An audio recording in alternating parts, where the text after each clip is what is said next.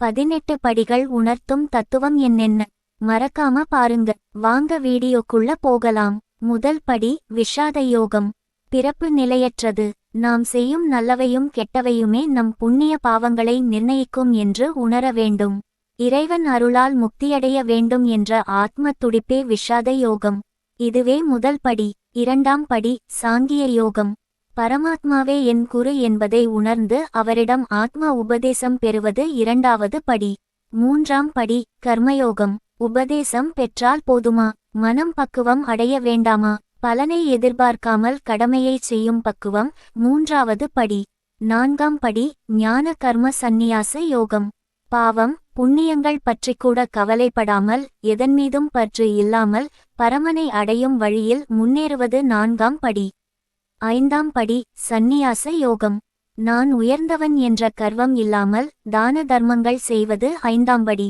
ஆறாம் படி தியான யோகம். கடவுளை அடைய புலனடக்கம் முக்கியம். அதாவது மெய், வாய், கண், மூக்கு, செவி இந்த புலன்கள் நம் கட்டுப்பாட்டில் இருக்க வேண்டுமே தவிர அவை இழுத்த இழுப்புக்கு நாம் போய்விடக்கூடாது. இதுவே ஆறாவது படி. ஏழாம் படி ஞானம். இந்த உலகில் காண்பவை எல்லாமே பிரம்மம்தான், எல்லாமே கடவுள்தான் என உணர்வது ஏழாவது படி. எட்டாம் படி அட்சர பிரம்ம யோகம். எந்நேரமும் இறைவனை பற்றிய நினைப்புடன் வேறு சிந்தனைகளே இல்லாமல் இருப்பது எட்டாவது படி. ஒன்பதாம் படி ராஜவித்திய ராஜ குஹ்ய யோகம். கடவுள் பக்தி மட்டுமே இருந்தால் பயனில்லை. சமூகத் தொண்டாற்றி ஏழையின் சிரிப்பில் இறைவனை காண்பதுதான் உண்மையான பக்தி, உண்மையான ஆன்மீகம் என்று உணர்த்துவது ஒன்பதாம் படி. பத்தாம் படி விபூதி யோகம். அழகு, அறிவு, ஆற்றல் என எத்தகைய தெய்வீக குணத்தை கண்டாலும் அதை இறைவனாகவே காண்பது பத்தாம் படி. 11ஆம் படி விஸ்வரூப தரிசன யோகம். ஆண்டவனில் உலகத்தையும் உலகில் ஆண்டவனையும் பார்க்கும் மனப்பக்குவத்தை வளர்த்துக்கொள்வது 11ஆம் படி. 12ஆம் படி பக்தி யோகம்.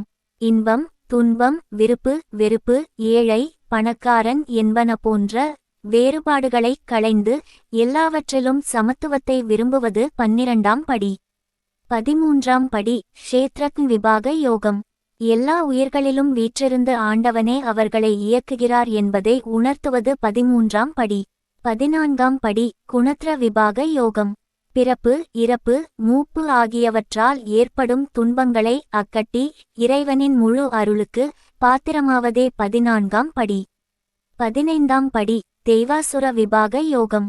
தீய குணங்களை ஒழித்து நல்ல குணங்களை மட்டும் வளர்த்துக்கொண்டு நம்மிடம் தெய்வாம்சத்தை அதிகரிப்பது 15ஆம் படி. 16ஆம் படி சம்பத் விபாக யோகம். இறைவன் படைப்பில் எல்லோரும் சமம் என்று உணர்ந்து அகங்காரம் வராமல் கவனமுடன் இருப்பது 16ஆம் படி. 17ஆம் படி சிரித்தாத்ரய விபாக யோகம். சர்வம் பிரம்மமயம் என்று உணர்ந்து பரபிரம்ம ஞானத்தை பெறுவது 17ஆவது படி. 18ஆம் படி மோட்ச சந்நியாச யோகம்.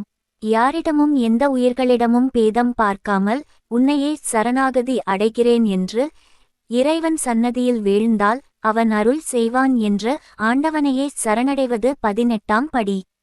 சத்தியம் நிறைந்த இந்த 18 படிகளையும் படிப்படியாய் கடந்து வந்தால் நம் கண்ணெதிரே அந்த கரிமலை வாசன் மணிகண்ட பிரபு பேரொளியாய் தரிசனம் தருவார். நம் வாழ்வுக்கு வளம் சேர்ப்பார் என்பதே ஐயனின் 18 படிகள் நமக்கு உணர்த்தும் தத்துவமாகும். மேலும் இதுபோன்ற ஆன்மீகம் சம்பந்தமான பதிவுகளை காண ஓம் சிவசக்தி ஆன்மீகம் எனும் நம்ம சேனலை சப்ஸ்கிரைப் பண்ணுங்க. நன்றி.